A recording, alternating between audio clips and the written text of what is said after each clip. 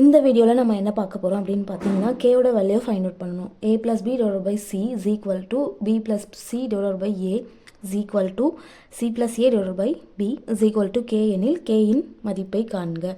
So எல்லா டேர்முமே ஈக்குவல்னு கொடுத்துருக்காங்க. So ஏதாவது ஒரு டேர்ம் கூட நம்ம k ஈக்குவல் பண்ணி ஆன்சர் ஃபைண்ட் அவுட் பண்ணலாம்.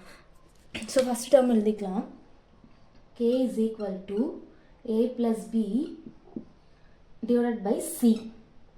ஸோ இங்கே கேயோட வேல்யூ ஃபைண்ட் அவுட் பண்ணணும் அப்படின்னா ஏபிசியோட வேல்யூ தெரியணும்.